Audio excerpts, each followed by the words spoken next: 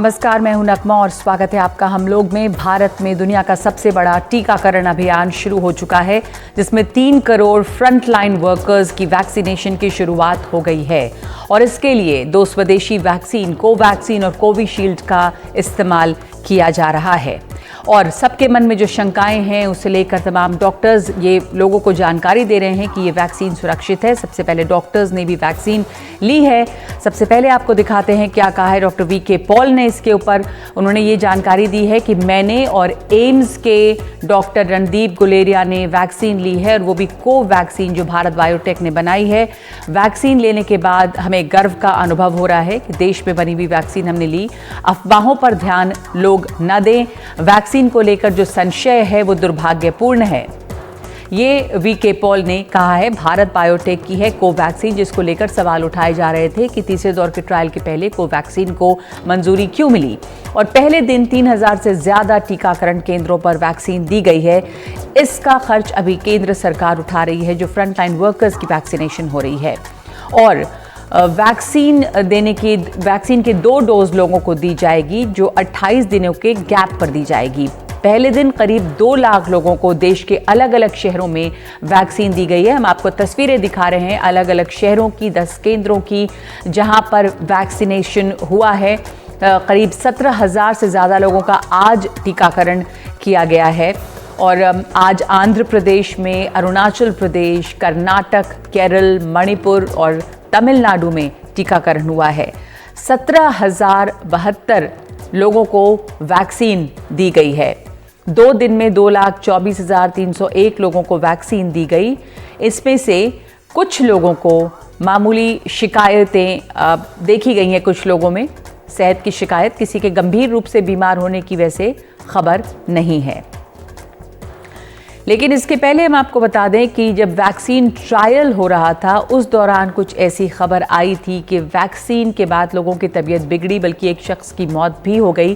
पहले ट्रायल के दौरान दीपक मरावी नाम के शख्स की वैक्सीनेशन के बाद तबीयत बिगड़ने से मौत हो गई थी। पहले डोज के 7 दिनों के बाद उनकी तबीयत बिगड़ने लगी, उन्हें चक्कर आए, उल्टियाँ शुरू हुई, चलना फिरना बंद हुआ, जबकि उन्हें पहले से कोई बीमारी नहीं थी। उनकी पत्नी का ये दावा है कि वैक्सीन से उनकी जान गई है।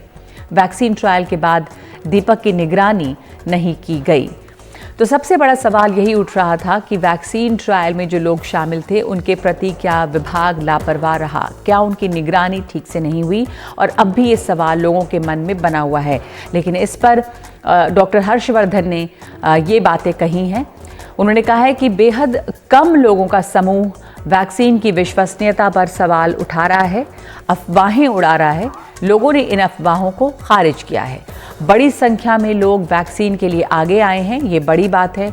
कुछ लोग पूछ रहे हैं कि सांसद और मंत्री वैक्सीन क्यों नहीं ले रहे। मैं कहना चाहता हूं कि नंबर आने पर वैक्सीन ज़रूर लेंगे। अगर पहले ले लेते तो लोग कहते कि सबसे पहले इन्होंने अपने को सुरक्षित किया। दिल्ली में भी वैक्सीनेशन का कार्यक्रम शुरू हो चुका है और जो वैक्सीनेशन हुआ उसमें से कुल 52 लोगों में टीकाकरण के बाद से शिकायतें आई, जिसमें से कि ज़्यादातर मामूली तकलीफ़ थी और एक शख्स को, जो कि सिक्योरिटी गार्ड है इसमें, उसको अस्पताल में भर्ती करना पड़ा था।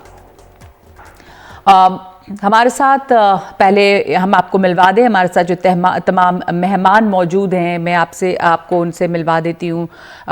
हम लोगों के साथ डॉक्टर अशोक सेठ हैं, फिर हमारे साथ आशा मंडल हैं, हमारे साथ राजकुमार मनी जुड़ रहे हैं, धवल द्विवेदी हैं। ये तमाम लोग हमारे साथ जुड़ रहे हैं। लेकिन साथ साथ हमारे साथ मेरे सहयोगी अनुराग द्वारी हैं भोपाल से। और सबसे पहले मैं अनुराग के पास जाना चाहूँगी। अनुराग ने वैक्सीनेशन के ट्रायल के दौरान जो कुछ कोताही या लापरवाही हुई उसको लेकर ग्राउंड रिपोर्ट्स हमें भेजी, जो बहुत ही महत्वपूर्ण सवाल उठाती थी।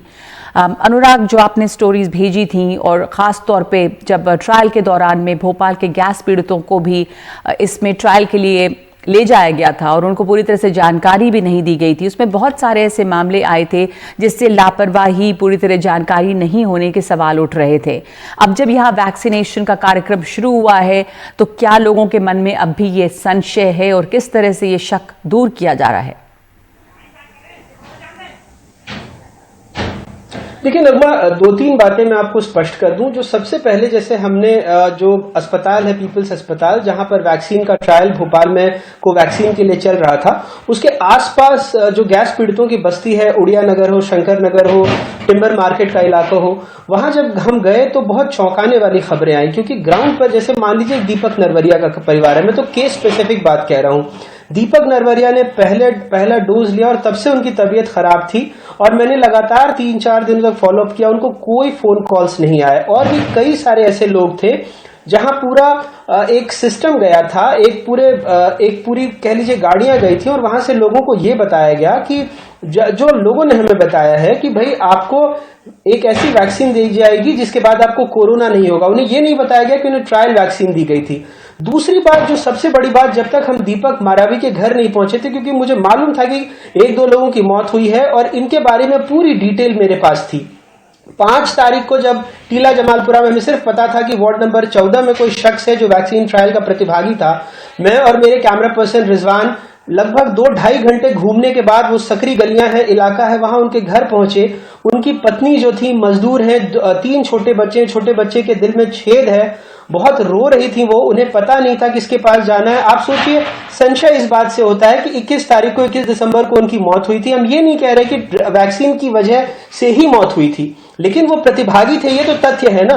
कोई भी वैज्ञानिक क्षेत्र का आप निर्माण करते हैं, उसमें पारदर्शी प्रक्रिया तो अपनाएंगे। आप देश को बताएंगे कि कोई सीवियर साइड इफेक्ट हुआ है और उससे मौत हुई है, फिर जांच कर लीजिए। आप कह दीजिए कि भाई वैक्सीन से इसकी मौत नहीं हुई है, लेकिन जांच के पहले आप क्लीन चिट देने लगे। आपने पूरे देश को बताया नहीं कि एक मजदूर, गरीब आदिवासी मजदूर की मौत हुई है और उसके परिवार को कोई सहयोग राशि नहीं मिली। यहां तक कि जो पोस्टमार्टम रिपोर्ट थी, उनका जो डेथ सर्टिफिकेट था, वो तब तक नहीं बना था। उस दिन फिर हमने डीआईजी से और तमाम आला अधिकारियों से बात की, तब उनके घर में अगले दिन एसडीएम साहब पहुंचे, तमाम नेता पहुंचने लगे, तमाम मीडिया पहुंचने लगे, तब देश को पता लगा कि किसी एक प्रतिभागी की मौत भी हुई है। तो हमारा सिर्फ यही कहना है, कोई मैलिफाइड इंटेंट नहीं है, लेकिन अगर कहीं प्रक्रिया में कोई चूक हुई है, अगर कोई किसी किस्म की उनके शरीर में कोई प्रतिक्रिया हुई है, इसकी जांच आप करते 7 दिनों तक लगातार फॉलोअप की बात कह रहे हैं, और आप जानकर चौंक जाएंगे कि अस्पताल कहता रहा कि हमने सारे प्रोटोकॉल्स का पालन किया है। 8 जनवरी को, जबकि 22 तारीख को अस्पताल ने माना कि उनको मौत की सूचना दी गई, तब दूसरे डोज के लिए 8 जनवरी को एक मृतक के घर में आपने फोन क्यों किया? जाहिर सी बात है कि आपके यहां सिस्टम में लैप्सेस है, और आप इसको मानने के बजाय वैक्सीन को राष्ट्रवाद से जोड़ रहे हैं, जबकि एक पब्लिक हेल्थ का बड़ा मामला है। बिल्कुल, बहुत गंभीर सवाल उठाते हैं ये, और हमारे साथ ऐसे भी लोग, अनुराग हमारे साथ आप बने रहिए, और हम उन लोगों को भी सुनवाएंगे जिनसे आपने बात की है अपनी रिपोर्टिंग के दौरान, जो ये शक उठा रहे हैं। पर हमारे साथ बाकी लोग जो मौजूद हैं, डॉक्टर अशोक सेठ हैं जो चेयरमैन हैं Fortis Escorts Heart Institute Okhla के, Dhaval Dwivedi nursing staff AIIMS Delhi, doctor Rajkumar Mani श्वास रोग विशेषज्ञ हैं, निदेशक कोविड-19 प्रबंधन यशोदा अस्पताल कौशाम्बी गाजियाबाद, अमन है जो कि नर्सिंग स्टाफ हैं, और आशा मंडल ये भी नर्सिंग स्टाफ हैं। धवल द्विवेदी जो है नर्सिंग स्टाफ है एम्स दिल्ली के। आपने भी ये वैक्सीन ली है, और डॉक्टर गुलेरिया के बाद ही आपको वैक्सीन लगी है। अभी मेरे सहयोगी बता रहे थे भोपाल में ट्रायल के दौरान किस तरह की समस्याएं सामने आई, जानकारियों की कमी और बहुत सारा संशय। तो वैक्सीन लेने का तजुर्बा आपका कैसा रहा? नमस्कार नगमा जी। वैक्सीन के दौरान जो प्रक्रिया हुई वो बिल्कुल ही जैसा कि हमें बताया गया था उसी अनुसार उसका पालन किया गया, और मेरा अनुभव काफी अच्छा था। जो प्रोटोकॉल फॉलो करना चाहिए था उस हिसाब से प्रोटोकॉल फॉलो हुआ है, और जिस हिसाब से स्टेप बाय स्टेप किसी प्रतिभागी को इंफॉर्मेशन दी जानी चाहिए, उस हिसाब से हमें इंफॉर्मेशन दी गई। हमें वेटिंग हॉल में बैठाया गया, जहां पे हमको उस वैक्सीन से रिलेटेड अगर कोई कॉन्ट्रा इंडिकेशंस हैं उसको समझाया गया। साथ ही साथ हमसे कंसेंट फॉर्म भी भरवाया गया, जिसके अंदर सारी प्रकार की जानकारी थी। तो क्या कुछ आप लोगों के मन में डर या संशय था? क्योंकि चूंकि वैक्सीन के कोई ना कोई इफेक्ट होते हैं और उसको बाद में सामने आने में वक्त भी लग जाता है, कभी 2 साल का कहा जाता है, तमाम डॉक्टर्स जानते हैं कि उसके बाद ही पता चलता है कि इसके क्या इफेक्ट्स हैं। तो इसके कॉन्ट्राडिक्शंस के बारे में क्या आपको बताया गया था? कॉन्ट्रा इंडिकेशंस के बारे में क्या कुछ हो सकता है, और इसको लेकर आप कितने आपको विश्वास था? आप लगवाने के लिए बहुत तत्पर थे या कुछ डर भी था?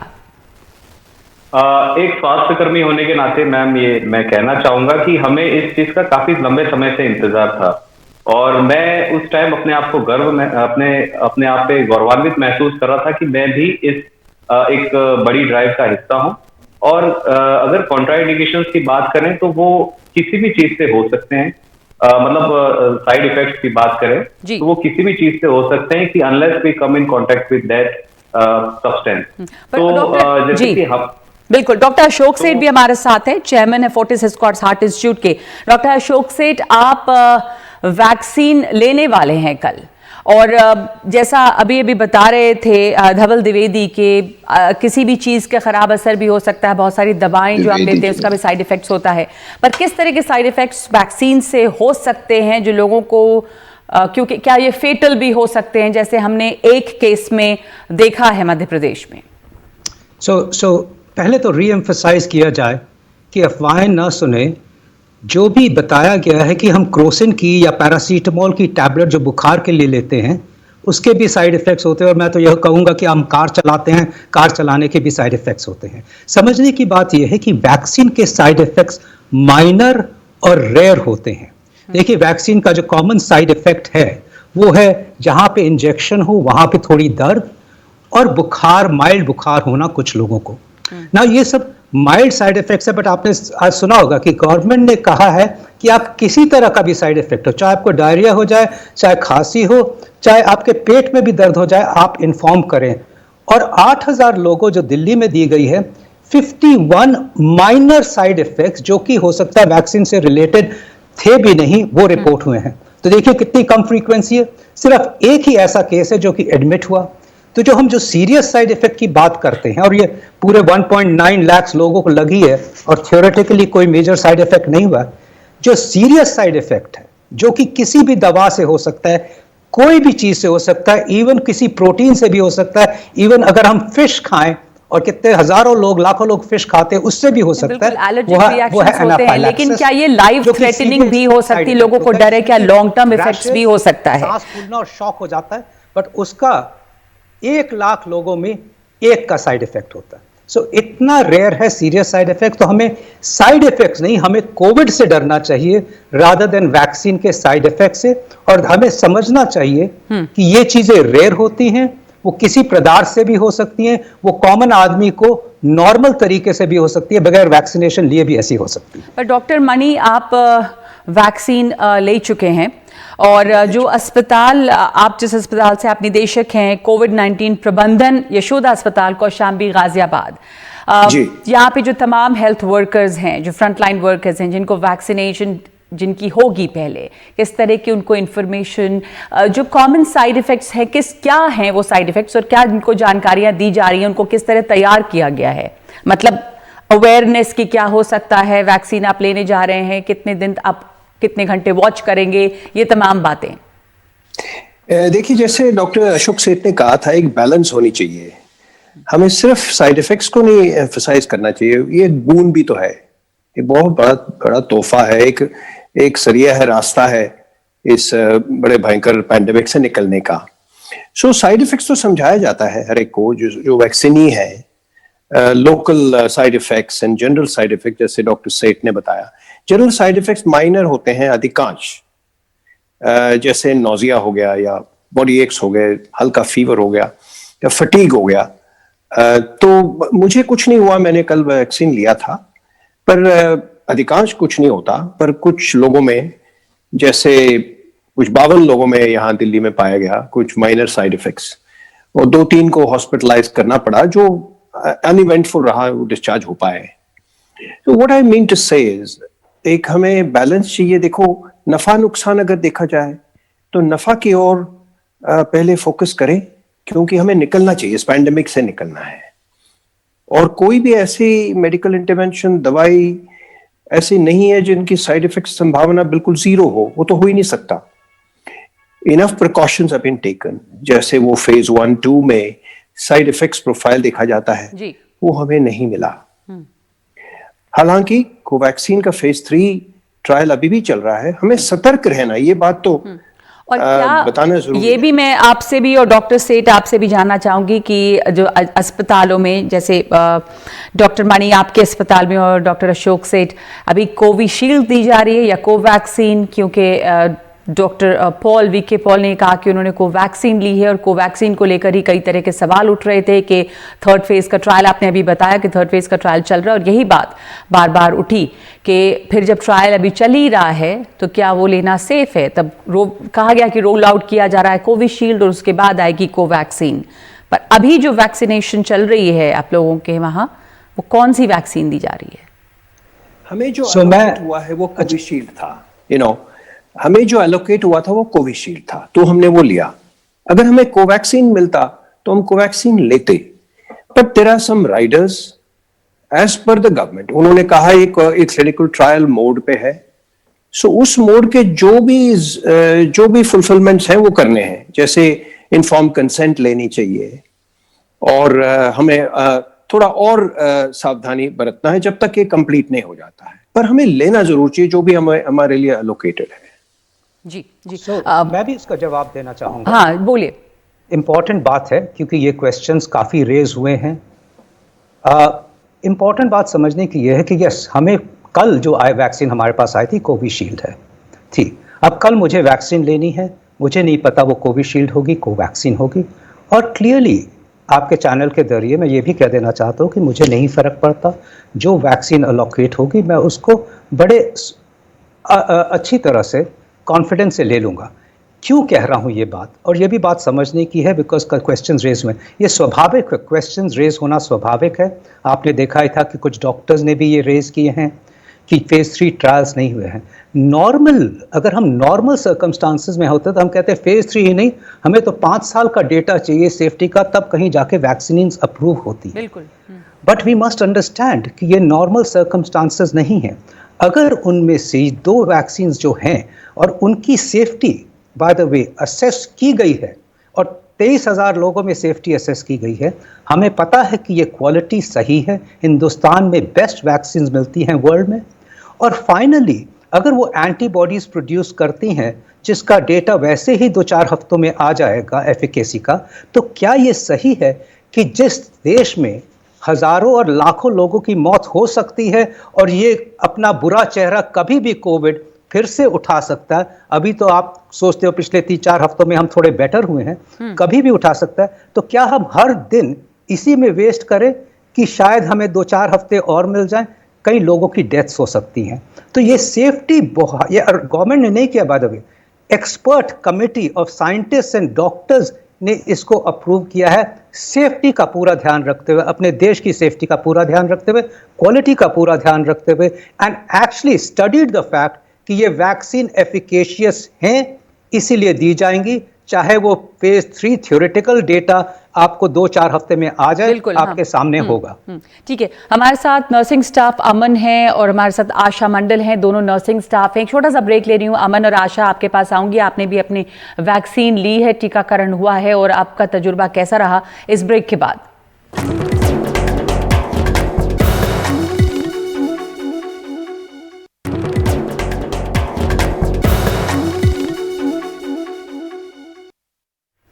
आप देख रहे हैं हम लोग भारत में दुनिया की सबसे बड़ी वैक्सीनेशन ड्राइव यानी कि टीकाकरण की प्रक्रिया जो है वो शुरू हो चुकी है, और कोरोना के खिलाफ जो वैक्सीन है वो लोगों को दी जा रही है। प्राथमिकता हेल्थ वर्कर्स की, फ्रंटलाइन वर्कर्स की है।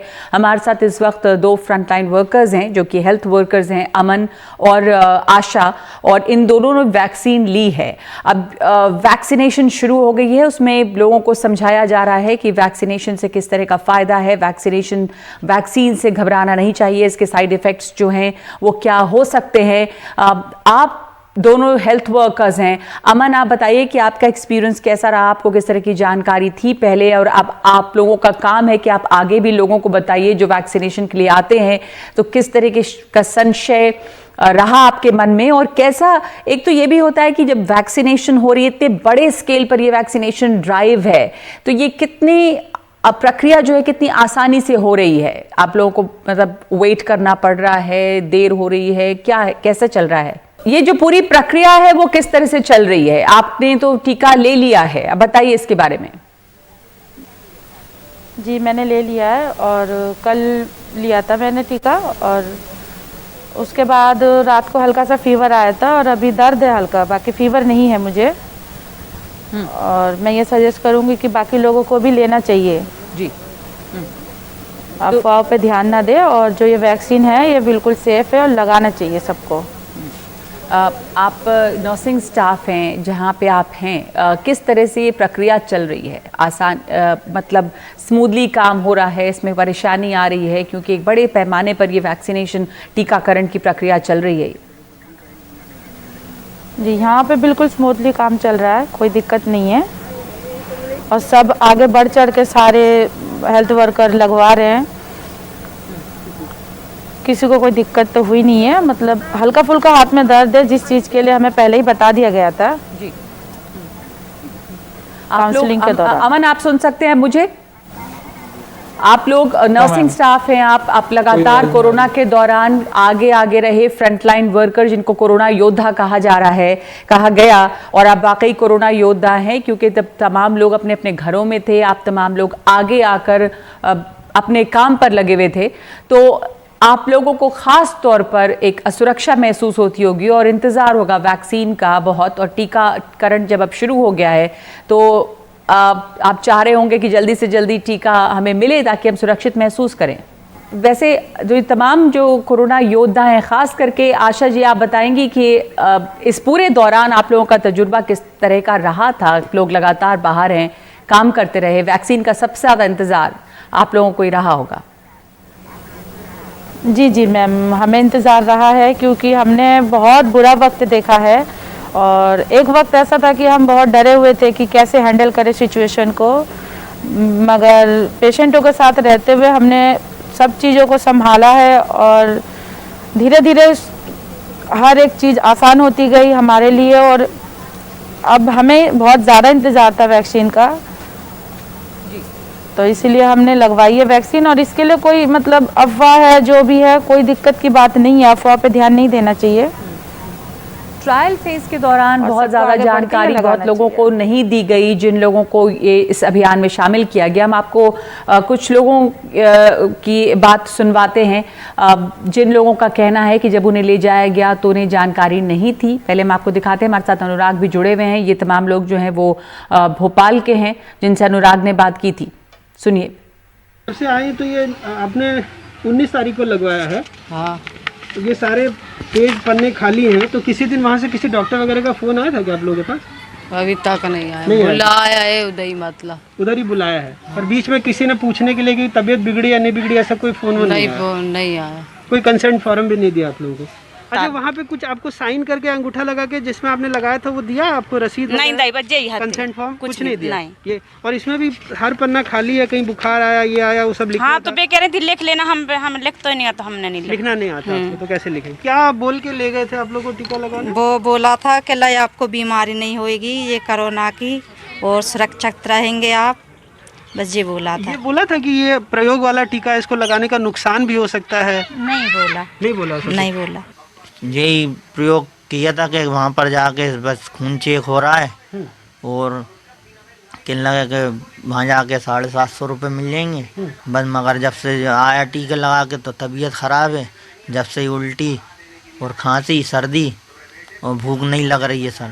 कभी इधर भगा रहे हैं, कभी उधर भगा रहे हैं। अब मैं गरीब आदमी 400 450 रुपये का कहाँ से मैं ये चेकअप करवा पाता। जो सबसे बड़ी बात है, एक जिसको कंसेंट फॉर्म बोलते हैं, जिसका साइन लिया जाता है जब इंसान इस बात पे राज़ी हो जाए, वो भी साइन कराने के बाद लोगों को दिया नहीं गया, पढ़ने के लिए भी नहीं दिया गया, जो कि एक बहुत बड़ी वायलेशन है।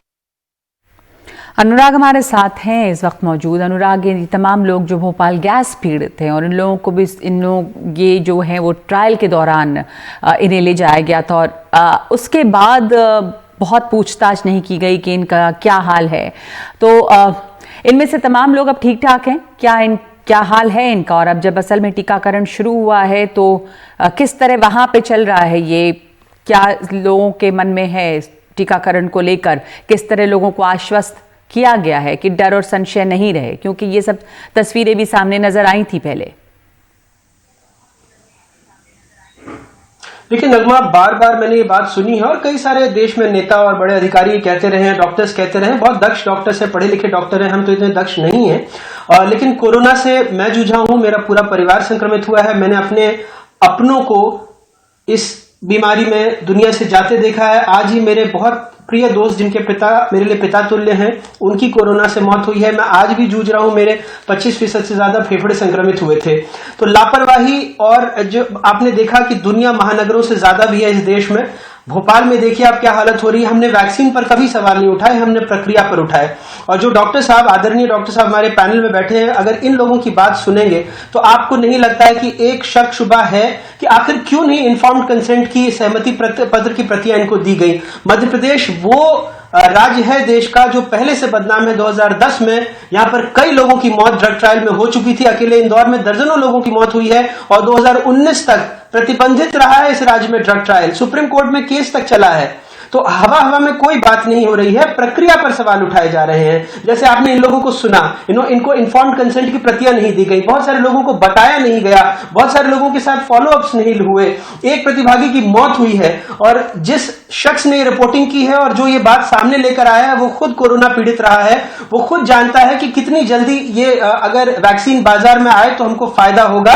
लेकिन इसकी वजह से पब्लिक हेल्थ का जो इतना बड़ा मामला है, राष्ट्रवाद के जिंगोइज्म में इसको भूला नहीं जा सकता है कि कम से कम आप, ठीक है, अगर मैं समझ रहा हूं कि जल्दी आना चाहिए, बहुत जल्दी होनी चाहिए, लेकिन बहुत सारे एक्सपर्ट्स इस बात पे भी सवाल उठाए जा रहे हैं। क्योंकि अगर एक वैक्सीन ट्रायल फेज में है, क्योंकि कल ही हमने जब स्वास्थ्य मंत्री से यहां के इस बारे में बात करने की कोशिश की कि भाई 2 वैक्सीन आ रहे हैं, एक ट्रायल फेज में है, तो उसमें जो बताया गया है कि प्रतिभागियों की तरह रखा जाएगा, अगर आपने कोवैक्सीन किसी को दिया तो क्या इसको फॉलो किया जाएगा। लेकिन हमेशा गोलमोल जवाब ही देते रहे हैं। तो क्या इस गोलमोल जवाब के आधार पर आपकी जो करोड़ों की जनसंख्या है, क्या आप उसको झोंक सकते हैं? ये एक सवाल है, सवाल से भागने की जरूरत नहीं। जैसा हम बार बार कह रहे हैं कि हमने वैक्सीन पर सवाल नहीं उठाए हैं, प्रक्रिया पर सवाल उठाए, और उसकी बानगी या उसके सबूत वो लोग हैं जिनको हमने इंटरव्यू किया है। बिल्कुल। डॉक्टर अशोक सेठ, आप इस बात के ऊपर कुछ कहना चाहेंगे कि जो प्रक्रिया रही है, और खास करके मध्य प्रदेश की बात बता रहे हैं अनुराग, कि ड्रग ट्रायल्स जो हैं वहां पर वो प्रतिबंधित भी रहे, उसके बावजूद जिस तरह की प्रक्रिया अपनाई गई, और उसके बाद अभी जो कोवैक्सीन और कोविशील्ड की भी बात है उसके बारे में साफ जानकारियां, ये तमाम सवाल हैं जिनके जवाब जरूरी हैं।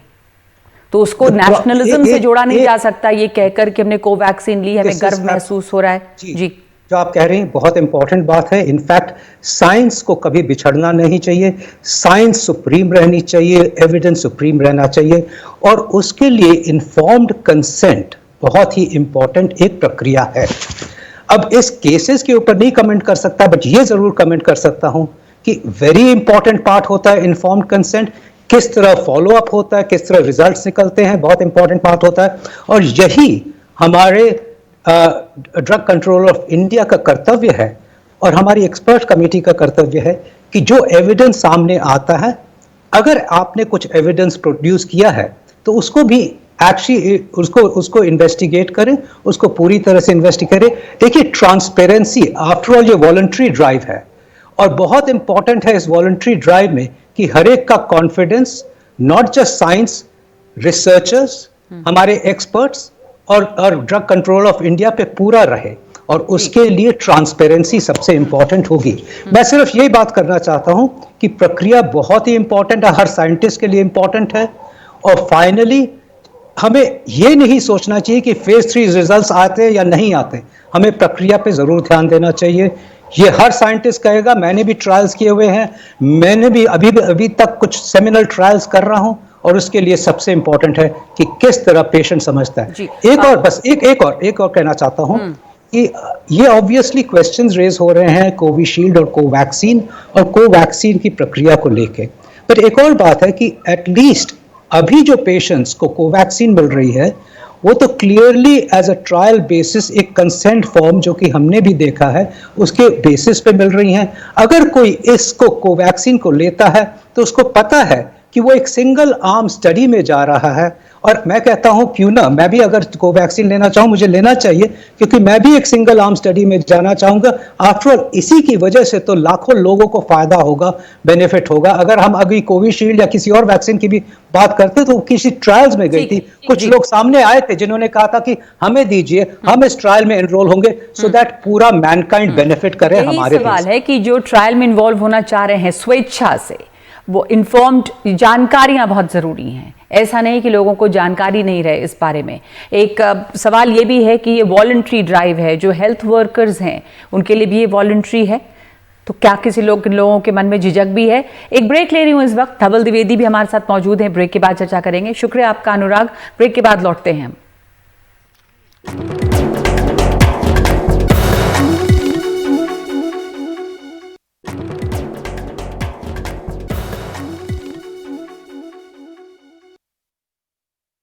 आप देख रहे हैं हम लोग, और हम चर्चा कर रहे हैं वैक्सीनेशन की प्रक्रिया पर, और वैक्सीनेशन ड्राइव यानी टीकाकरण की प्रक्रिया जो शुरू हो गई है, जो दुनिया में सबसे बड़ी टीकाकरण प्रक्रिया है जो भारत में चल रही है, जिसकी शुरुआत शनिवार को हुई। और सबसे पहले जो हेल्थ वर्कर्स हैं, जो फ्रंटलाइन वर्कर्स हैं, उनका टीकाकरण चल रहा है। हमारे साथ कई हेल्थ वर्कर्स भी इस वक्त मौजूद हैं। हमारे साथ धवल द्विवेदी बने हुए हैं जो कि एम्स दिल्ली के नर्सिंग स्टाफ हैं, और इसके अलावा हमारे साथ कुसुम लता भी जुड़ रही हैं। धवल द्विवेदी, अभी इसके पहले ये चर्चा हो रही थी कि पूरी वैक्सीनेशन ड्राइव जो है वो स्वेच्छा से है, यानी कि वॉलंटरी है। हेल्थ वर्कर्स जो हैं वो सबसे ज़्यादा ख़तरे में रहे हमेशा, और उनको वो फ्रंटलाइन योद्धा रहे कोरोना के खिलाफ इस जंग में। एक डर भी लगातार बना रहा, पर वहाँ पर भी क्या ये स्वेच्छा है? क्या कुछ लोग आपके जानने में, आपके जो कोलीग्स होंगे उनमें ये डर या ये कन्फ्यूजन है वैक्सीन को लेकर, हेल्थ वर्कर्स में भी, या सारे हेल्थ वर्कर्स ले रहे हैं क्योंकि ये वॉलंटरी है वैक्सीनेशन जो टीकाकरण है? जी मैम, जैसा कि आपने कहा कि एक कोरोना योद्धा होने के नाते हमारे एम्स परिवार ने भी काफी सदस्यों को खोया है, और जिस वजह से कुछ लोगों में डर भी था कोरोना को लेकर भी, लेकिन वैक्सीन को लेकर भी। लेकिन जिस तरीके से मैं धन्यवाद देना चाहूंगा हमारे एम्स के डायरेक्टर श्री रणदीप गुलेरिया सर का, और उनके अलावा काफी अन्य सीनियर सदस्यों ने भी इस वैक्सीनेशन में बढ़ चढ़ के हिस्सा लिया, जिससे हमारे अन्य हेल्थ केयर वर्कर्स को भी मोटिवेशन मिला है। और साथ ही साथ कुछ लोग जो काफी वॉलंटियर्स थे वो भी सामने आए, जिनमें से मैं भी था, और हमने अपनी स्वेच्छा से इस वैक्सीनेशन के अंदर हिस्सा लिया। और हमने जो लक्ष्य था, जो निर्धारित लक्ष्य था, उसको भी प्राप्त किया है, और हमने लगभग 100 लोगों ने इसमें स्वैच्छिक वैक्सीनेशन के अंदर अपना पार्टिसिपेशन किया है, और इसमें हम सक्सेसफुल रहे। और अभी भी हमें काफी, मेरे मित्रों से बात करता हूँ, वो लोग भी काफी उत्साहित हैं, और वो भी इंतजार कर रहे हैं कि जैसे मंडे को फिर से वैक्सीनेशन होगा, तो जैसे अगर उनका सिलेक्शन होता है, रैंडम सिलेक्शन, और उनको अगर बुलाया जाता है, वो स्वैच्छिक रूप से अपनी उपस्थिति दर्ज करेंगे। जी, हमारे साथ कुसुम लता भी जुड़ी हुई हैं। कुसुम जी, आपने भी ये वैक्सीनेशन टीका लिया है, आप बताएंगी इस बारे में? जी, वैक्सीनेशन का टीका लिया है, उसके दौरान हमें कोई भी दिक्कत नहीं आई है, ना ही कोई इन्फेक्शन वगैरह, ऐसा कुछ भी अभी तक नहीं हुआ। अभी तो जो हल्के फुल्के स्वेलिंग होती है जैसे हम नॉर्मल भी लगवाते हैं। तो अब आप तैयार हैं लोगों को जानकारी देने के लिए? तमाम लोग जो आपके बाकी सहयोगी हैं, वो सब लोग भी, किस तरह से प्रक्रिया चल रही है? एक एक करके सबका नंबर आ रहा है, आप तमाम लोग ऐप पर रजिस्टर कर रहे हैं, या आप लोगों को ज़रूरत नहीं है इसकी?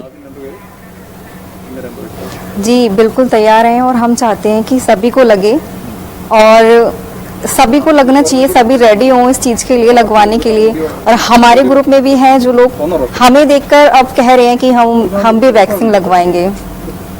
मोहम्मद समीर, आप भी हमारे साथ जुड़े हुए हैं। आपके यहाँ भी आप इस तरह का हो रहा है कि आपको देख कर उसके बाद दूसरे लोग भी उत्साहित हैं और उनमें भी हिम्मत आ रही है कि हम भी लगवाएंगे? किस तरह से चल रही है ये प्रक्रिया? ये टीकाकरण जो हुआ है बहुत फ़ायदे के लिए है। हमने देखा है जी मैम, कोरोना के दौरान में काफ़ी लोगों के घर उजड़े हैं, कोरोना से बहुत डेथें हुई हैं, तो हमारा तो मैम कहना यही है कि सबके लिए बहुत अच्छा है कोरोना वैक्सीन लगवाई जाए। जी जी, ओके। डॉक्टर अशोक और डॉक्टर राजकुमार मणि भी हमारे साथ बने हुए हैं। ये वैक्सीनेशन ड्राइव जो है सबसे बड़ी वैक्सीनेशन ड्राइव है दुनिया की, और कितनी बड़ी ये चुनौती है। आप दोनों अलग अलग अस्पतालों में हैं, वहाँ पर ये सुचारू रूप से चले इसके लिए क्या कदम उठाए गए हैं? डॉक्टर मणि, किस तरह से चल रहा है काम? आई थिंक व्यवस्था अच्छी बनी है हॉस्पिटल में। एक सेपरेट बिल्डिंग है जहाँ ये रजिस्ट्रेशन और 100 लोगों के vaccination every session, you know, so we are prepared for about 300 to be vaccinated every day. So एक जगह टोकन मिलता है, दूसरी जगह वेरिफिकेशन होती है आईडी की, और तीसरी जगह वैक्सीनेशन होता है, और एक ऑब्जर्वेशन रूम है। इसके बाद कोई इमरजेंसी आने पर उपचार के लिए भी व्यवस्था है, एक इमरजेंसी रूम है जी। और एडिशनली समझाया जाता है उनको, time to time observation room में आके पूछा जाता है उनकी हालत कैसी है। डॉक्टर सेठ, आखिरी सवाल, क्योंकि वक्त खत्म हो गया है, ये कितने समय तक मॉनिटरिंग की जरूरत है? फिर अब 28 दिन के बाद जो है वो सेकंड डोज भी होगी? जी हाँ, तो जो इमीडिएट मॉनिटरिंग होती है वो आधे घंटे की होती है, और इसलिए होती है कि वो जो सीरियस साइड इफेक्ट मैंने बताया था, 1 लाख लोगों में से 1 या 2 को जो साइड इफेक्ट होता है वो प्रैक्टिकली 15 मिनट्स के अंदर ही होता है, और इसलिए 30 मिनट्स का टाइम फ्रेम दिया गया है। उसके बियॉन्ड तो सीरियस साइड इफेक्ट खत्म हो जाते हैं, उसके बाद मेनली माइनर साइड इफेक्ट्स ही होते हैं। सो इसीलिए ये 30 मिनट्स का है। मैं ये भी if I have time I just मैं ये भी कहना चाहूंगा कि जो मेटिकुलस प्रिपरेशन हुई है वो तो इट हैज बीन कभी देखा नहीं गया कि किस तरह की प्रिपरेशन हुई है, बट चैलेंजेस हैं कंसर्न्स के। मैं तो बहुत ही खुश हूं कि इतने हेल्थ केयर वर्कर्स ने कितने पॉजिटिवली कहा है।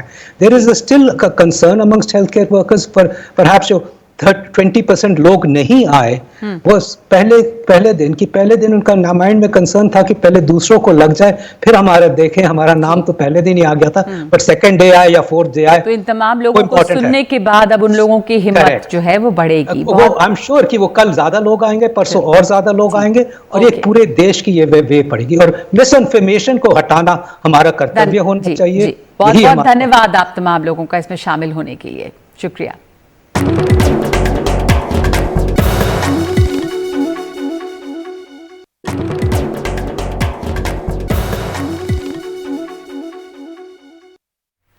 और प्रधानमंत्री ने भी टीकाकरण की शुरुआत के बाद लोगों को ये जानकारी दी है कि वैक्सीनेशन के बाद भी एहतियात बरतना जरूरी है।